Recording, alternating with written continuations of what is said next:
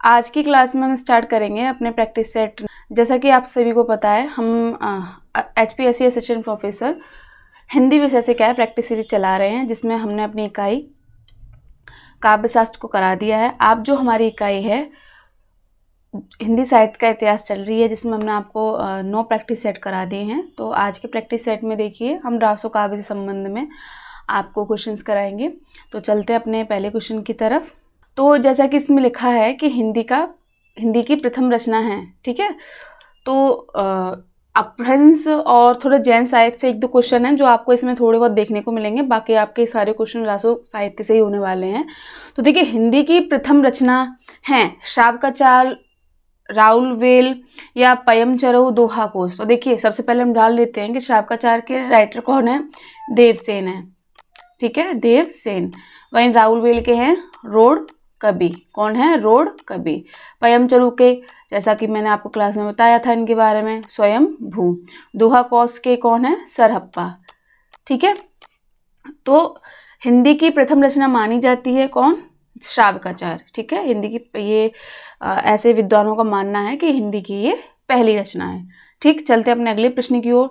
तो अगला प्रश्न देखें कि किस विद्वान ने सारंगधर को छंदों का प्रथम प्रयोक्ता माना है। यानी कि किस विद्वान ने कहा कि सारंगधर ने क्या है, छंद को जन्म दिया है, या कह लें कि छंद को अपने साहित्य में प्रयोग में लाया है, ठीक है, या छंद के जनक जिसे कह लें।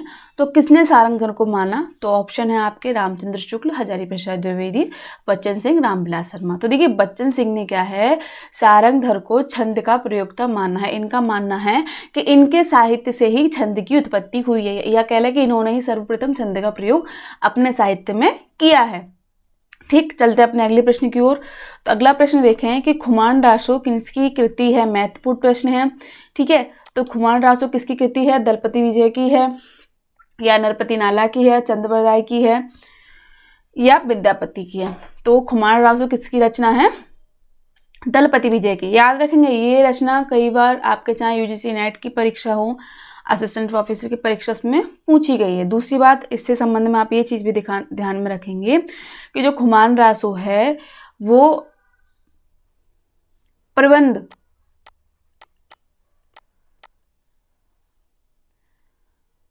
का सबसे पहला ग्रंथ है, पहला ग्रंथ है। यानी कि या कह लें कि प्रबंध ग्रंथ में अगर सबसे पहले कोई आता है तो कौन आता है, खुमान रासो आता है, ठीक है। अब बात करें कि आपको एक खुमान रासो है, उसका रचना काल क्या है ना। तो रचना काल भी देख लेते हैं क्या है। तो देखिए, विद्वानों ने इनका रचना काल जो माना है, दलपति विजय की रचना का यानी खुमान रासो का क्या माना है, 19वीं सदी, ठीक है। अब देखिए इसमें किस चीज का वर्णन किया गया है। तो सबसे पहले ये वीर रस से ओतप्रोत रचना है, याद रखेंगे, वीर रस से ओतप्रोत रचना है, ठीक है। इसमें चित्तौड़ के नरेश, एक पॉइंट आपको ध्यान रखना है, चित्तौड़ के नरेश खुमान, ठीक है, खुमान इनका नाम था, जो राजा थे, उनकी वीरता का वर्णन किया गया है ना, उनकी वीरता का वर्णन किया गया है। तो ये सारी चीजें आप ध्यान में रखेंगे। दूसरी बात देखिए कि इसमें कितने छंदों का प्रयोग किया गया है। एक और क्वेश्चन बनेगा कि खुमान रासो में कितने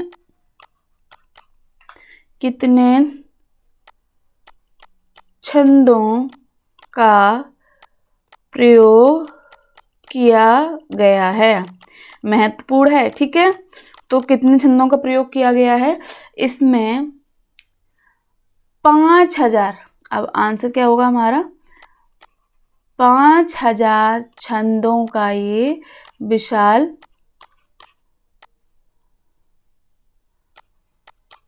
ग्रंथ है, ठीक है, विशाल ग्रंथ है, ठीक। तो देखिए, आपने क्या जाना कि खुमान रासो के रचयिता कौन है, दलपति विजय हैं। ये पहला प्रबंध काव्य से माना जाता है हिंदी का, ठीक है, ग्रंथ माना जाता है इसे। और इसमें किस रस की उत्पत्ति अधिक देखने को मिलती है, तो इसमें देखिए वीर रस प्रधान है, ये चीज़ याद रखनी है किस राजा का वर्णन है, तो देखिए चित्तौड़ नरेश खुमान का वर्णन है, उनकी वीरता का वर्णन है। अब देखिए वीरता का वर्णन कैसे, जब हम आदिकाल के अगर आप प्रवृत्तियाँ जानते होंगे तो जैसा कि इसमें बताया गया है कि युद्धों का वर्णन देखने को मिलता था, है ना, तो उनकी युद्ध कला, कौशल कला, तो ये सारी चीज़ों का वर्णन उनकी वीरता को दर्शाता है। अब बात करें टाइम पीरियड की, तो ये 9वीं सदी में लिखा गया। ध्यान रखेंगे कब लिखा गया, 9वीं सदी में लिखा गया। दूसरी बात कि इसमें कितने छंदों का प्रयोग हुआ है, तो देखिए इसमें 5000 छंदों का क्या है, इसमें प्रयोग हुआ है। आपके एक ही क्वेश्चन से देखिए हमने 3-4 क्वेश्चन आपको समझा दिए हैं। एक एक पॉइंट समझना है। हिंदी का प्रबंध पहला प्रबंध का भी इसे माना जाता है, ठीक है। दूसरी बात वीर रस किस प्रधान है, इसमें चित्तौड़ नरेश खुमान का वर्णन है, 9वीं सदी में इसकी रचना काल है, और 5000 क्या है, छंदों का विशाल ग्रंथ है। ठीक, चलते अपने अगले प्रश्न की ओर। तो अगला प्रश्न देख लें कि पृथ्वीराज में कितने सर्ग और इन सर्गों को क्या कह के पुकारा जाता है। देखिए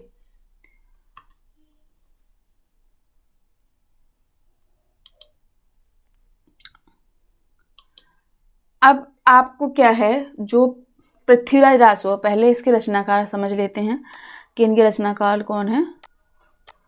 चंद्रबरदाई, चंद्रबरदाई, ठीक है, ये इनके रचनाकार हैं। ठीक, अब देखिए कि पृथ्वीराज रासो में कितने सर्ग हैं, तो वो हमें देखने हैं। ऑप्शन में देखिए 68 खंड हैं। अब देखिए जो सर्ग दिए हैं उन्हें जो चंद्रबरदाई हैं क्या कह के संबोधित करते हैं, 68 खंड कहते हैं, या 67 भाग हैं इसमें, या 56 दृश्य हैं, या 69 सर्ग हैं। यहाँ पर सर्ग नहीं लिखेंगे, सर्ग के साथ क्या लिखेंगे, समय, ठीक है। तो देखिए जो चंद्रबरदाई हैं उन्होंने पृथ्वीराज रासो के कितने 69 सर्ग किए, जिसे इन्होंने समय के नाम से संबोधित किया है। ये चीज़ याद रखेंगे, ये चीज़ पूछी गई है ना, यूजीसी नेट की परीक्षा में ये चीज़ पूछी गई है कि जो सर्ग दिए हैं उन्हें क्या कह के पुकारा जाता है, समय, खंड, भाग या दृश्य। तो ये चीज़ भी आप याद रखेंगे, ठीक है। तो पृथ्वीराज रासो के जो रचनाकार हैं चंद्रबरदाई हैं। दूसरी बात एक और ध्यान रखेंगे कि इसका रचनाकाल देखिए 12वीं सदी में से रचा गया। ठीक, आप एक और पॉइंट, आप एक चीज़ और इसमें ध्यान रखेंगे कि जो पृथ्वीराज रासो था, चंद्रबरदाई भले ही इनके रचनाकार रहे, लेकिन इसको पूरा किसने किया, तो इनके पुत्र जलहड़ ने। ये चीज़ भी आप याद रखेंगे। जैसे मैंने आपको बताया था ना कि पयमचरु लिखा तो स्वयंभू ने था, स्वयंभू ने, लेकिन उसे पूरा किसने किया, उनके पुत्र त्रिभुवन ने, ठीक है, त्रिभुवन ने। ठीक उसी प्रकार पृथ्वीराज रासो लिखा चंद्रबरदाई ने, लेकिन उनकी जब मृत्यु हो गई तो उनके पुत्र जलहड़ ने क्या है, इसको पूर्ण किया। ध्यान में रखेंगे चीजें। ठीक, चलते हैं आगे। अगला प्रश्न देखिए कि चंद्रबरदाई ने अपने ग्रंथ पृथ्वीराज रासो में, मिसप्रिंट हुआ है यहाँ पर, अपनी मात्रा लगा लेंगे, पृथ्वीराज रासो में किस छंद का सर्वोत्तम प्रयोग किया है। अब देखिए आपको बता दें कि पृथ्वीराज रासो जब लिखा तो उन्होंने देखिए कवित्त, छपैया, दूहा, तोमर, त्रोटक, गाहा और आर्य, यानी कि इन्होंने कवित्त का भी प्रयोग किया, छपैया का भी प्रयोग किया, ठीक है, दूहा का भी प्रयोग किया, तोमर का भी किया, ठीक, त्रोटक का भी किया, और गाहा और आर्य का भी क्या है, इन्होंने प्रयोग किया। अगर हम बात करें चंद्रबरदाई की, तो देखिए जो चंद्रबरदाई थे उन्हें छप्पे छंद के विशेषज्ञ के रूप में जाना जाता था। याद रखेंगे, जाना जाता था, ठीक है। अब हमारा प्रश्न क्या पूछ रहा है कि इन्होंने, चंद्रबरदाई ने पृथ्वीराज रासो में किस छंद का सर्वोत्तम प्रयोग किया। देखिए ये यूजीसी नेट 2021 की परीक्षा में पूछा गया है। कन्फ्यूजन किस में रहेगी, कवित्त और छपैया में। देखिए क्योंकि चंद्रबरदाई को क्या है, छपैया का विशेषज्ञ कहा जाता है, तो लोगों का मानना ये है कि सबसे ज़्यादा प्रयोग छपैया का भी किया ही होगा। लेकिन उन्होंने देखिए अपनी रचना में कवित्त, छपैया, दूहा, तोमर, त्रोटक, गाहा, आर्य सभी छंदों का प्रयोग किया, लेकिन सर्वोत्तम प्रयोग इन्होंने कवित्त का किया। किसका किया, कवित्त का। तो यहाँ याद रखेंगे इस चीज को, ठीक है। चलते अपने अगले प्रश्न की ओर। अब अगला प्रश्न जो है इसमें क्या कहा गया है कि आला खंड उपनाम से किस ग्रंथ को जाना जाता है। महत्वपूर्ण प्रश्न है। तो परमाल रासों को, खुमाण रासों को, या विशलदेव रासों को, या जयचंद्र प्रकाश को। तो देखिए आला खंड उपनाम से किसे जाना जाता है, परमाल रासों के। इसके जो रचनाकार हैं वो कौन है, जगनिक। आपको नाम भी याद होना चाहिए, ठीक है, जगनिक। और ये इसका टाइम पीरियड भी ध्यान में रखें। तो ये 13वीं सदी में लिखा गया, 13वीं सदी में लिखा गया। और इसमें किन दो वीरों का वर्णन है। तो देखिए ये चीज़ भी इसमें पूछी जाती है क्वेश्चंस में कि इसमें महोबा या कह रहे हैं बुंदेलखंड के राजा परमाल, कुछ लोग इन्हें परमाल कहते हैं, कुछ लोग इन्हें परमालवी देव भी कहते हैं, ठीक है। तो परमाल देव के दो वीरों यानी कि सैनिकों जिनका नाम आला और उदल है ना। तो इनकी वीरता का वर्णन इसमें किया गया है कि वीरता का वर्णन, ठीक है। अब आप ये चीज़ भी जानते होंगे कि यूपी साइड हो गई और एमपी साइड हो गई, जो बुंदेलखंड का जितना भी एरिया आता है, ठीक है। और जब आला उदल की कैसेट होती है वो चलती हैं, जो पुराने टाइम के लोग हैं वो आला उदल की कैसेटों को सुनते हैं, या आज भी चलता है, ठीक है। तो इनका वर्णन परमाल रासो रूप में किया गया, लेकिन इन्हें जो ख्याति मिली इस रचना को वो किस नाम से मिली, आला खंड के नाम से मिली, आला खंड के नाम से मिली। ध्यान रखेंगे इस चीज़ को। दूसरी बात एक और ध्यान रखें कि अगर पूछ लिया जाए कि जो आला खंड है उसका केंद्र कौन सा है, तो केंद्र क्या है, बैसबाड़ा, केंद्र है बैसबाड़ा, ठीक है। आप प्रश्न ये पूछें कि इसे प्रकाशित किसने करवाया, तो इसे प्रकाशित करवाया था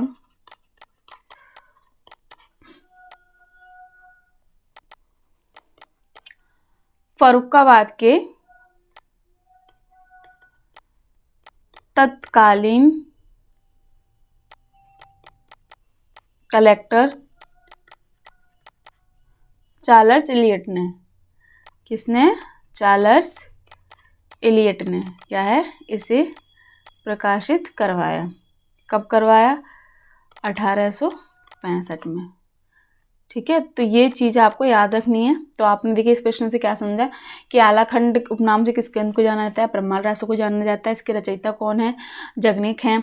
और इसका टाइम पीरियड 13वीं सदी में से रचा गया। इसमें किस चीज़ का वर्णन है, तो महुआ के राजा परमाल देव के दो वीरों में यानी कि दो सैनिकों आला उदल की वीरता का वर्णन है। अगर हम बात करें कि केंद्र क्या है, तो बैसवाड़ा है। और इसका प्रकाशन किसने करवाया सर्वप्रथम, तो फर्रुखाबाद के तत्कालीन कलेक्टर ने, चार्ल्स इलियट ने क्या है सन 1865 में इसका प्रकाशन कराया। समझ आ रही है आपको बातें, ठीक है। चलते हैं अगले प्रश्न की ओर।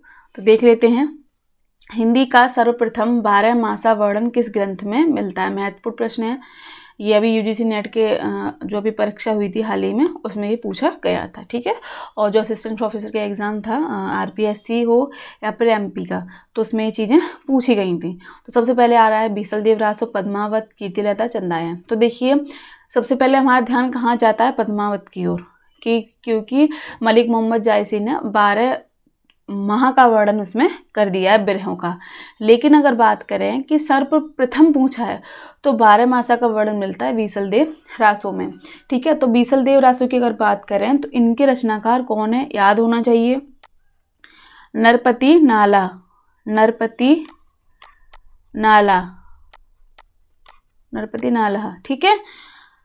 टाइम पीरियड कब लिखा गया, तो ये देखिए 12वीं सदी में लिखा गया, ठीक है। और ये क्या है, जो बीसलदेव रासो है ये एक वीर गीत है, ठीक है, प्रबंध गीत, प्रबंध काव्य नहीं है, ये एक वीर गीत है। इसमें क्या है, वीरता से ज़्यादा यानी कि वीरता से ज़्यादा श्रृंगार का वर्णन देखने को मिलता है। चीज़ ध्यान में रखेंगे आप, ठीक है। चलते अगले प्रश्न की ओर। तो अगला प्रश्न देखें कि रामचंद्र शुक्ल के अनुसार रासो शब्द की उत्पत्ति किस शब्द से मानी गई है, ठीक है। तो देखिए रामचंद्र शुक्ल ने रासो शब्द की उत्पत्ति रसायन शब्द से मानी है, ध्यान रखेंगे। अगर हम बात करें कि राजयश से किसने मानी है, तो इससे किसने मानी है, हरप्रसाद शास्त्री ने, हरप्रसाद शास्त्री ने।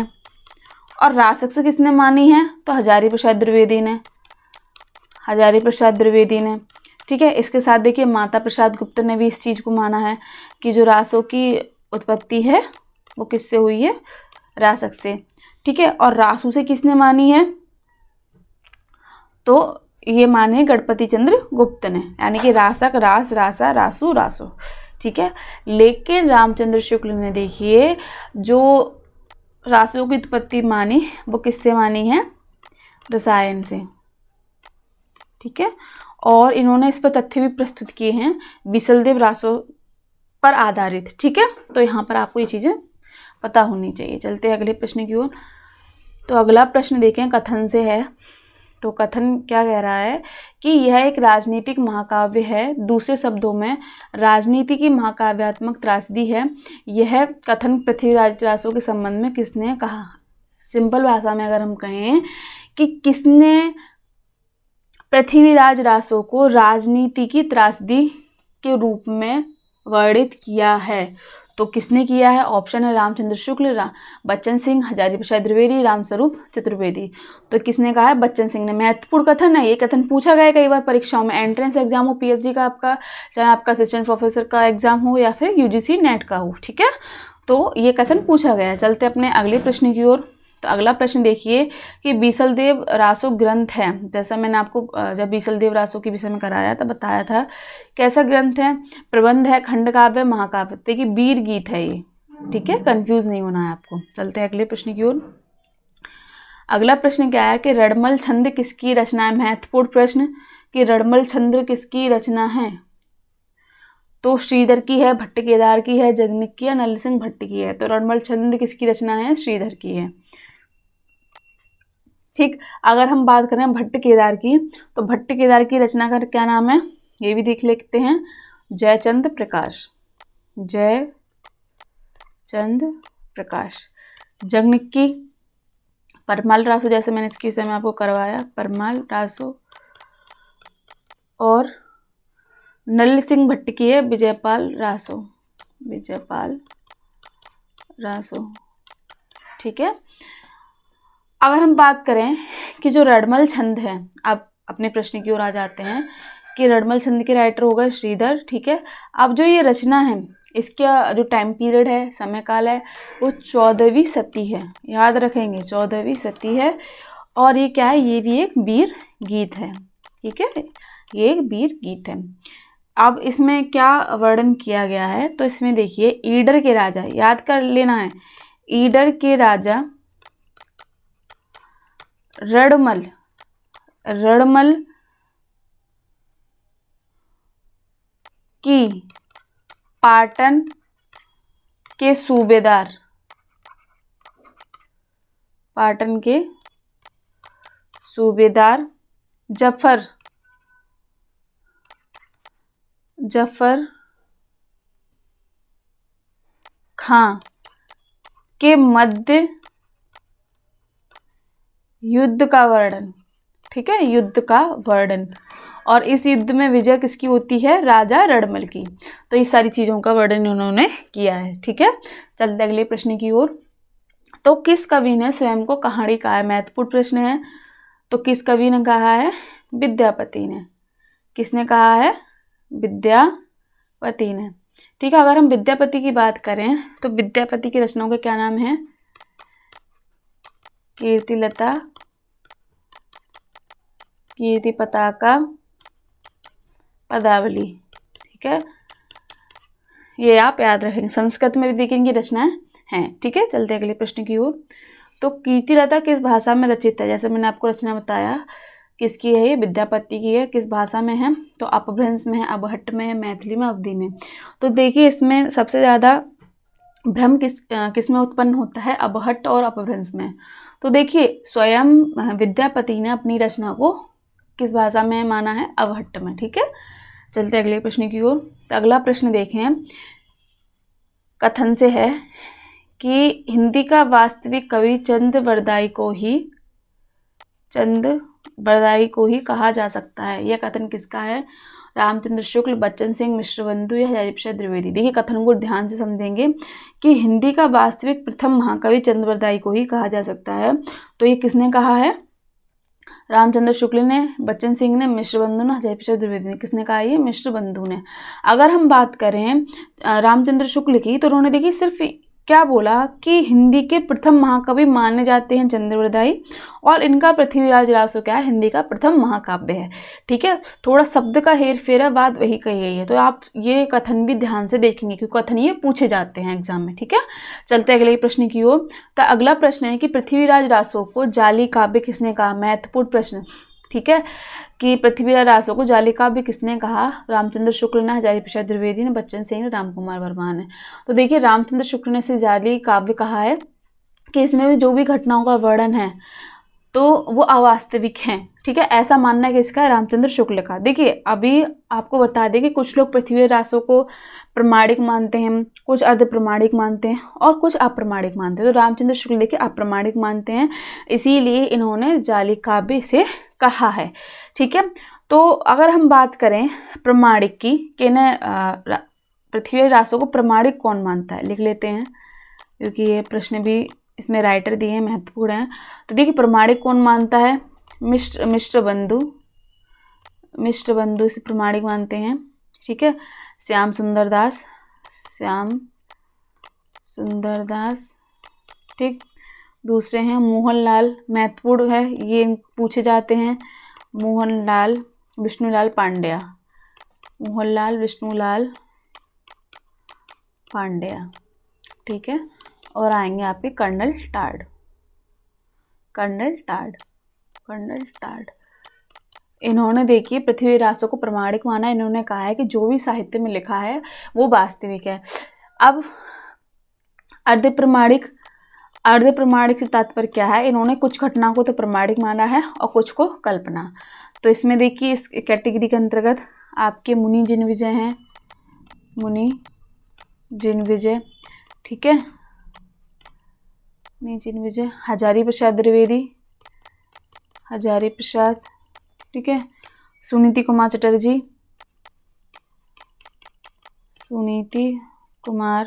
ठीक है, और डॉक्टर दशरथ ओझा।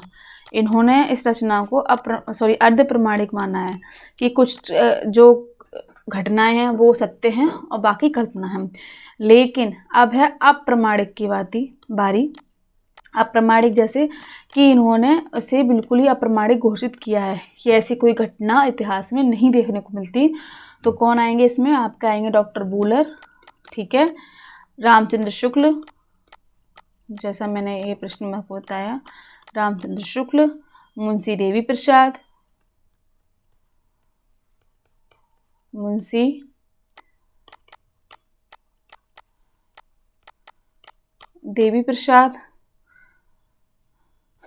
कविराज श्यामल दास,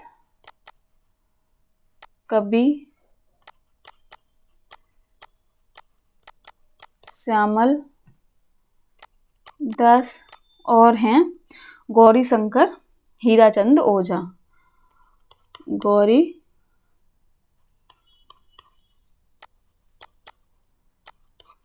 गौरी शंकर हीराचंद ओझा।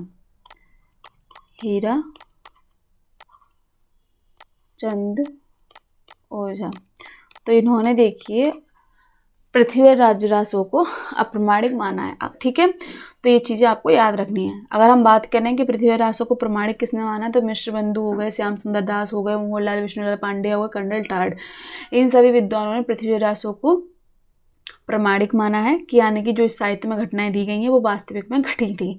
लेकिन अगर हम बात कर दें अर्ध प्रमाणिक यानी कि आधा सच और आधा झूठ, सब स्पष्ट भाषा में बोलें तो ये किसने माना है? मुनि जिनविजय ने, हजारी प्रसाद द्विवेदी ने, सुनीति कुमार चटर्जी ने, डॉक्टर दशरथ ओझा ने। अगर हम बात करें अप्रमाणिक की, इन्होंने पृथ्वीराज रासो को नकार दिया है कि जो भी घटना उसमें घटी हैं वो वास्तविकता में थी। तो कौन है? डॉक्टर बूलर हैं, रामचंद्र शुक्ल हैं, मुंशी देवी प्रसाद हैं, कविराज श्यामल दास हैं, गौरी शंकर हीराचंद ओझा हैं। ठीक है, तो आपको ये सारी चीज़ें पता होनी चाहिए। क्वेश्चन यहीं से बन जाते हैं, किसने अर्ध प्रमाणिक माना, किसने प्रमाणिक माना और किसने अप्रमाणिक माना। ठीक, तो ये आज की क्लास का हमारा लास्ट क्वेश्चन था। तो आज हमने आपको रासो काव्य से ज़्यादा क्वेश्चन कराए हैं। आगे की जो क्लास होगी वो रासो काव्य पर ही आधारित होगी और ये अगली क्लास में क्या है, हम अपने आदिकाल को समाप्त कर देंगे। ठीक है, तो यदि आपको इस क्लास में कुछ भी समझ में नहीं आया हो तो आप कमेंट बॉक्स में बता सकते हैं। आपको कुछ पूछना हो, आपकी कोई क्वेरी हो तो वो भी आप लिख सकते हैं। तो मिलते हैं आपको अगली क्लास में। तो बने रहें अपने चैनल के साथ, तब तक के लिए धन्यवाद।